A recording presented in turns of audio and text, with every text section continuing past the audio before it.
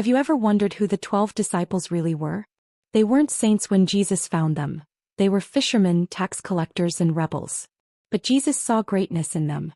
One betrayed him. Another denied him. And yet these flawed men changed the world forever. Their stories are raw, powerful, and filled with transformation. From obscurity to martyrdom, from doubt to unwavering faith. This is the untold story of Jesus' closest followers, and how their lives can inspire yours today. If you love powerful Bible stories like this, make sure to subscribe and join us on this journey through Scripture every week. Jesus didn't choose his disciples randomly. After his baptism and 40 days in the wilderness, he began preaching, and as the crowds gathered, he looked for followers not among scholars or priests, but among the humble and overlooked. He sought hearts that were open, not resumes filled with achievements. His mission wasn't about status. It was about transformation. Simon Peter and his brother Andrew were fishermen, tough, hard-working men on the Sea of Galilee. But one day Jesus called out to them, "Follow me and I will make you fishers of men." Without hesitation they dropped their nets. Peter would later become the rock of the early church, but at this moment he was just a fisherman trusting a mysterious teacher. Just a little farther down the shoreline, Jesus saw two more brothers, James and John, sons of Zebedee.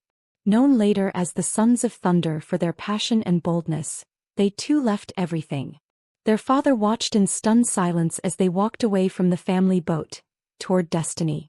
When Jesus walked past a tax booth, people expected him to rebuke the man inside. Instead he said, "Follow me." The man was Matthew, a tax collector hated by his people.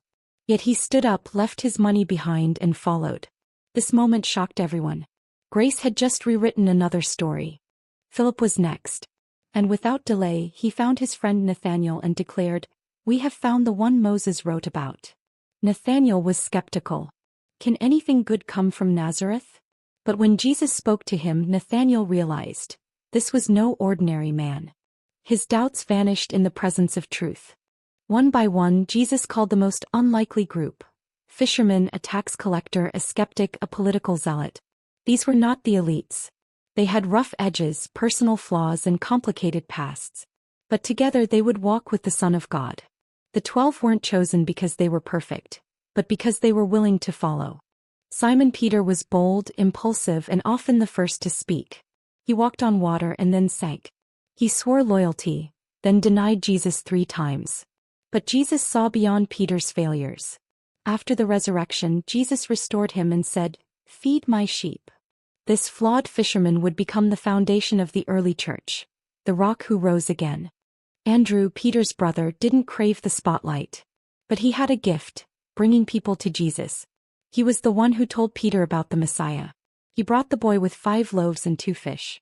Andrew worked behind the scenes, but heaven took note.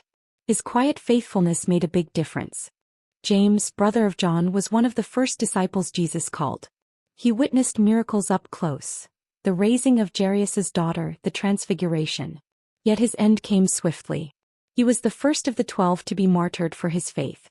A thunderous soul, silenced by a sword, but his legacy still echoes. John, the younger brother of James, was once hot-tempered, but he became known as the beloved disciple. At the Last Supper he leaned close to Jesus. At the crucifixion he stayed when others ran. Jesus entrusted his mother to John. And in his old age, John received visions that would become the book of Revelation. Philip was thoughtful and practical. When Jesus spoke of feeding the 5,000, Philip did the math and saw only impossibility. But Jesus showed him what faith could do. Later, Philip brought Greeks to Jesus, opening doors for outsiders. He might have questioned, but he always followed the one with the answers. Bartholomew, also known as Nathanael, was a man without deceit.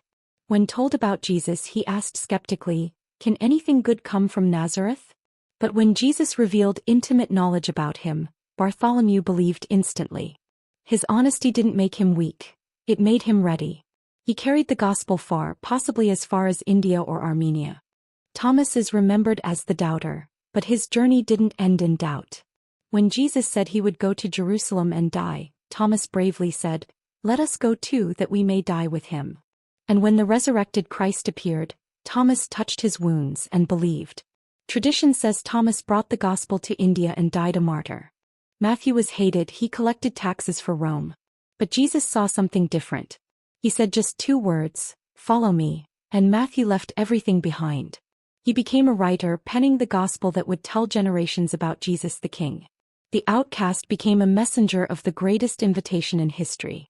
Not much is known about James, the son of Alphaeus. No major miracles. No recorded conversations. But perhaps that's the point. He followed Jesus faithfully without recognition. In a world chasing fame, James reminds us that quiet obedience matters deeply in God's kingdom. Thaddeus, sometimes called Jude, asked Jesus at the Last Supper, "Why reveal yourself to us and not the world?" His question revealed a deep longing for justice and truth. Though little is written about him, traditions say he preached across Syria and Persia, and died proclaiming Christ's name. Simon was called the Zealot, a title linked to a radical group that opposed Roman rule. He may have once dreamed of violent revolution. But Jesus transformed his zeal. Instead of fighting with swords, Simon carried the gospel with courage and peace. Tradition says he preached as far as Persia, where he died for his faith. Judas Iscariot walked with Jesus. He saw miracles, heard every parable, and held the group's money. But greed took root. For 30 silver coins he betrayed the Son of God with a kiss. Overwhelmed with guilt, Judas tried to return the money, but it was too late. His story is a haunting reminder. Being close to Jesus isn't the same as knowing him. After Judas' betrayal and death, the disciples were left stunned. Their circle was broken. Guilt, confusion, and fear surrounded them. Yet they remained in prayer, clinging to Jesus' promises. One man was missing, but soon another would be chosen to restore their number to 12. To restore the 12, the disciples prayed and cast lots, and Matthias was chosen. Though we know little about him, he was there from the beginning, a quiet witness to Jesus' ministry. His faithfulness in the shadows brought him to the forefront in God's time. Some say he preached in Ethiopia or the Caspian region. Before ascending to heaven, Jesus gave his final command, "Go and make disciples of all nations." These 12, once fishermen, tax collectors, and skeptics, became the foundation of the global church. They spread the gospel with passion, facing persecution and death. But they never turned back because they had seen the risen Lord. Peter, once afraid to admit he knew Jesus, boldly preached the gospel across Jerusalem, Antioch, and Rome. But under Emperor Nero's reign of terror, Peter was sentenced to death. Tradition says he requested to be crucified upside down, feeling unworthy to die the same way as his Lord. His death sealed his transformation, from a denier to a fearless shepherd. Andrew, Peter's brother, preached in what is now modern-day Greece. He was arrested for converting many to Christ. Refusing to recant, he was tied, not nailed, to an X-shaped cross to prolong his suffering. Yet he continued preaching to the crowd for 2 days. Even in death, his message was unstoppable. Thomas, once labeled a doubter, became one of the boldest missionaries. He journeyed east to India, preaching, healing, and establishing Christian communities. In Mylapore, it's believed he was pierced by spears while praying. Today, millions of Indian Christians trace their faith to him, proof that doubt can be transformed into undying devotion. Philip is believed to have died in Hierapolis, crucified for converting a Roman proconsul's wife. Bartholomew, also called Nathaniel, reportedly preached in Armenia and India. His death was brutal. He was flayed alive, refusing to deny Christ. These 2 men gave everything to carry the light to dark places. Matthew the tax collector was martyred in Ethiopia. James the Less was thrown from the temple and beaten to death in Jerusalem. Simon the Zealot, it said, was sawn in half for his faith. Their ends were violent, but they never turned back. Each death was a loud proclamation, "Jesus is worth it all." Judas Iscariot walked with Jesus, saw his miracles, and shared meals with him. Yet for 30 silver coins he betrayed the Son of God with a kiss. Consumed by guilt and despair, he returned the money and ended his own life. His story is a tragic warning of what happens when greed overcomes grace. After Judas' death, the 11 remaining disciples sought God in prayer and cast lots to find a replacement. Matthias was chosen, not because of charisma, but because he had faithfully walked with Jesus from the beginning. Though little is recorded of his ministry, early traditions say he preached in Ethiopia or Cappadocia, dying a martyr's death. John, the disciple whom Jesus loved, outlived them all. Tradition says he survived being boiled in oil. Exiled to Patmos, he received the stunning visions of Revelation. Unlike the others, he died a natural death, but not without suffering. He spent his final days in Ephesus, urging believers to love one another. Though they came from ordinary backgrounds, fishermen, tax collectors, skeptics, they became the foundation of the early church. Their teachings shaped generations. Their courage spread the gospel to distant lands. They were mocked, beaten, imprisoned, and killed, but they never stopped proclaiming the risen Christ. Their legacy? Eternal. The lives of the 12 disciples teach us that God doesn't call the qualified, He qualifies the called. He takes flawed, fearful, doubting people and uses them to change the world. Their faith was bold, their sacrifices were real, and their mission continues through us. The question is, will we follow as they did? After the Holy Spirit descended at Pentecost, the disciples didn't stay in Jerusalem. They scattered across the known world, preaching boldly to Jews and Gentiles alike. Peter went to Rome, Thomas to India, Andrew to Greece, and others spread out to Syria, Armenia, Ethiopia, and beyond. They carried the gospel to cultures that had never heard of Christ. Their message was simple yet powerful. Jesus is risen. Most of the disciples met gruesome deaths. Bartholomew was reportedly flayed alive. Peter was crucified upside down. Andrew was tied to an X-shaped cross. These weren't just legends. They were testimonies of men who would rather die than deny the truth. They didn't seek fame or fortune. They lived and died for Jesus. From a small group of 12 men came a global movement. Within a generation, churches had sprung up in Asia Minor, Africa, and Europe. The teachings of Jesus, carried by these men, transformed empires, inspired reformers, and shaped civilizations. From the underground churches of Rome to the high mountains of Armenia, their message spread like fire. We often picture the disciples as spiritual giants, but they were human. They doubted, failed, and even fled. Thomas questioned. Peter denied. They argued among themselves. Yet Jesus chose them anyway. And that gives hope to every believer, because God still uses imperfect people to do His perfect will. The story of the 12 didn't end with their deaths. It continues with you. The same Jesus who called them is calling you. Their boldness echoes through the ages as a challenge. Will you stand for truth? Will you carry the gospel forward? You may not be one of the 12, but you are part of the same mission. Peter was the boldest of all the disciples, yet also the most broken at times. He walked on water, declared Jesus as the Christ, and promised to never abandon Him. But on the night Jesus was arrested, Peter denied Him 3 times. Still, after the resurrection, Jesus lovingly restored him with 3 powerful words: "Feed my sheep." Peter became the rock of the early church, not because he was perfect but because he was forgiven and faithful. His journey reminds us that failure is not final with Christ. John, the brother of James, was called the beloved disciple. He was the only one who stayed near the cross as Jesus died, and later cared for Mary, Jesus' mother. John wrote the Gospel of John, the letters of 1st, 2nd, and 3rd John, and the mysterious book of Revelation. While others died brutal deaths, John was exiled to the island of Patmos. There God gave him a vision of heaven, judgment, and eternity. His writings shine with love, truth, and victory. Through John we see both tenderness and apocalyptic glory. James, the brother of John, was among the closest to Jesus. He witnessed the Transfiguration, saw Jairus' daughter raised from the dead, and prayed with Jesus in Gethsemane. James was the first of the 12 to be martyred, killed by the sword under King Herod Agrippa. His early death lit a fire under the church. His sacrifice showed that being a disciple wasn't about position or glory. It was about being willing to give your life for your Lord.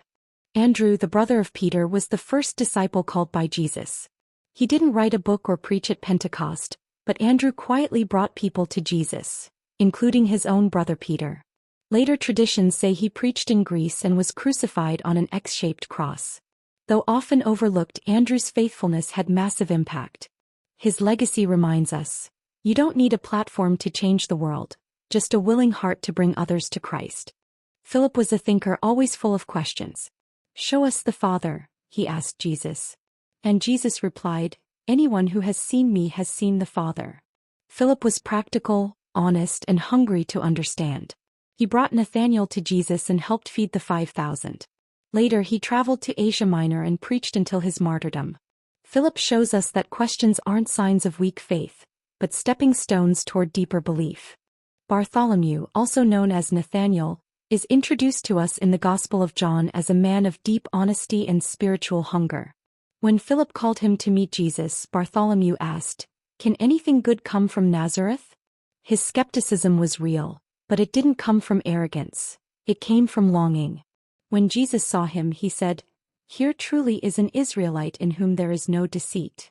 Shocked, Bartholomew asked how Jesus knew him, and Jesus replied, "I saw you while you were still under the fig tree." That one statement changed everything. We don't know what happened under that fig tree. Was he praying? Wrestling with doubts? Crying out for the Messiah? Whatever it was, Jesus saw his heart and answered it. From that moment on, Bartholomew followed Christ. Though Scripture says little about him after that, early church traditions say he traveled far, to India, Armenia, and possibly even Ethiopia, boldly preaching the gospel in foreign lands. He was eventually martyred for his faith, with some accounts stating he was flayed alive before being beheaded.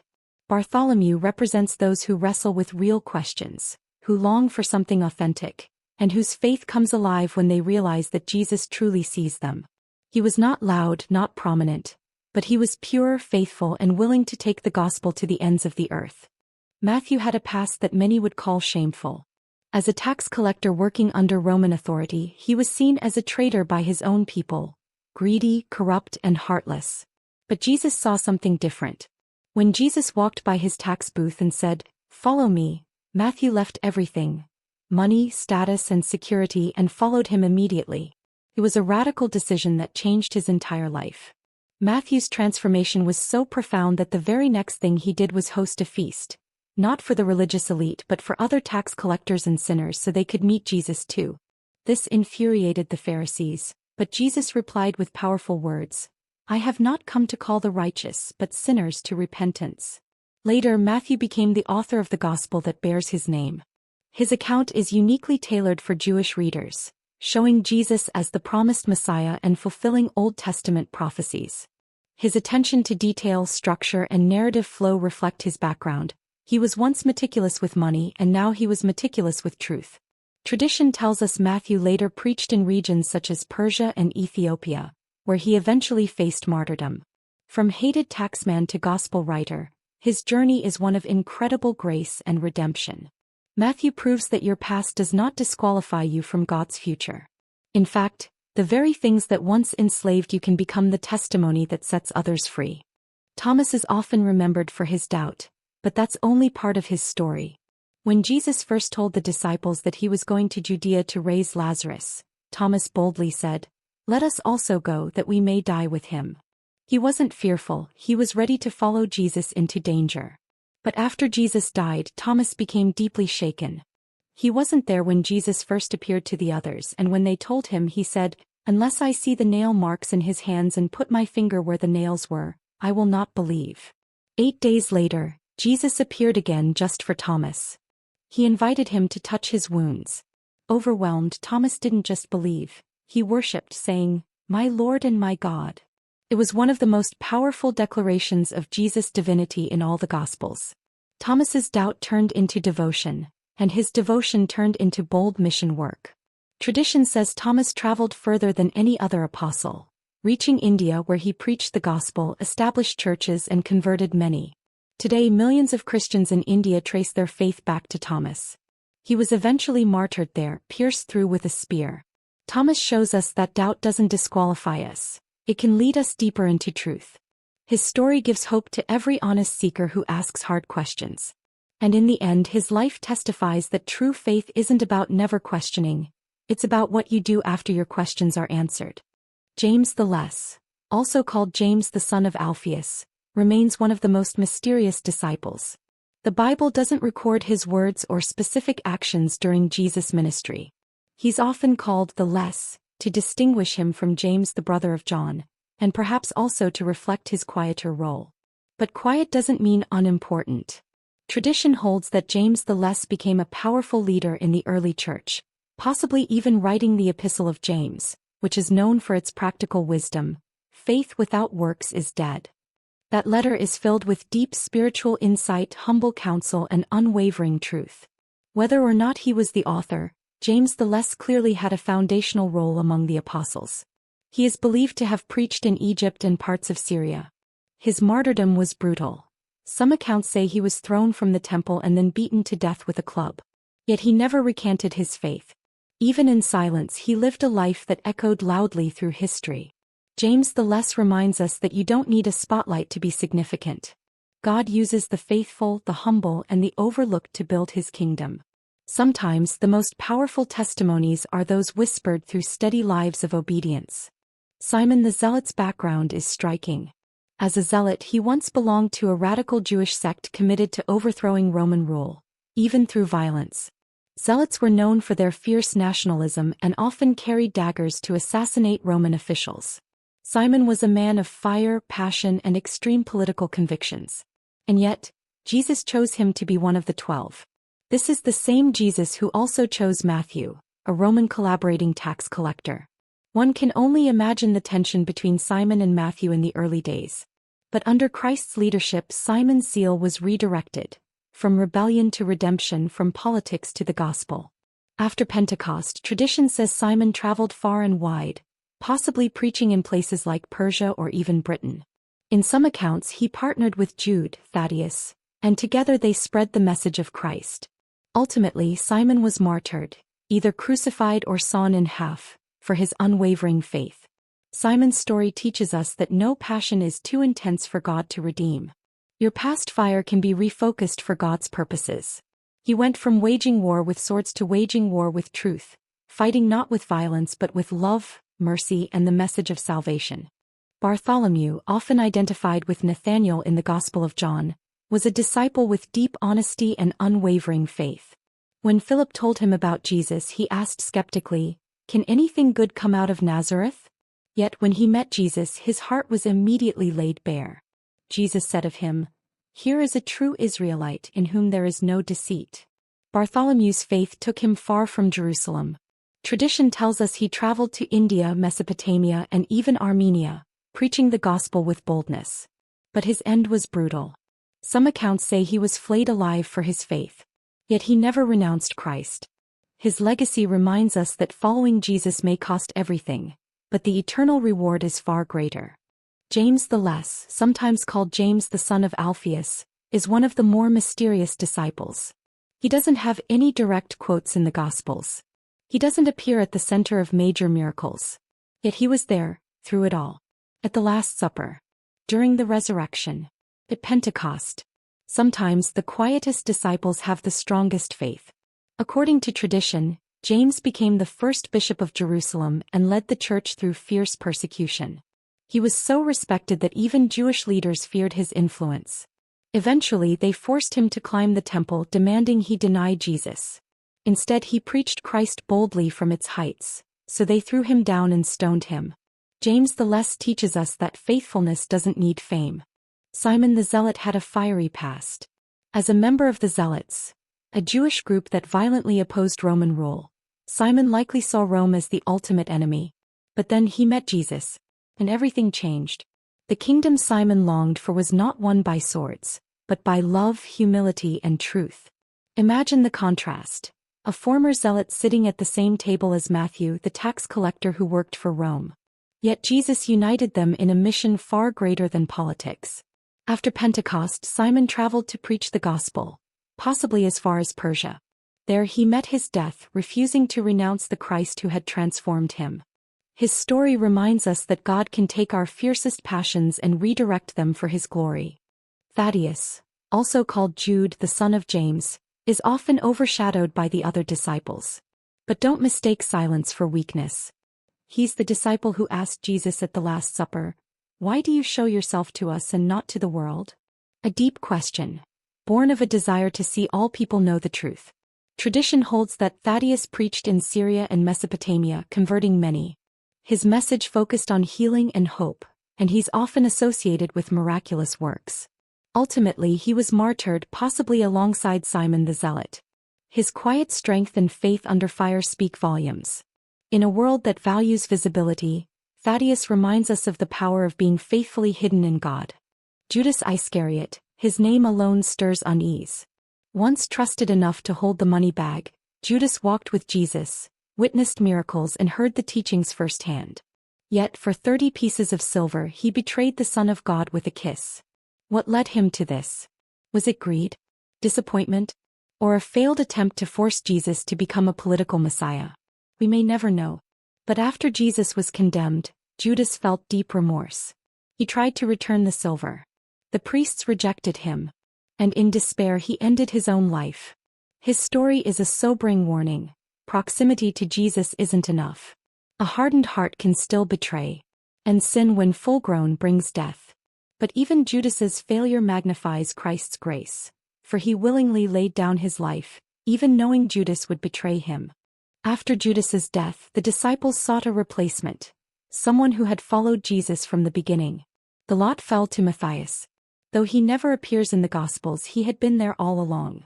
A faithful witness from Jesus' baptism to his ascension. Being chosen as the 12th apostle wasn't about popularity, it was about presence and perseverance. Matthias went on to preach boldly, possibly in Ethiopia or Cappadocia. Some traditions say he was stoned, others say crucified, but all agree. He remained faithful unto death. Matthias stands as a symbol for all the unknown disciples. Those who follow Jesus faithfully in the background, yet are known and honored by God. His legacy reminds us that God sees faithfulness even when the world does not.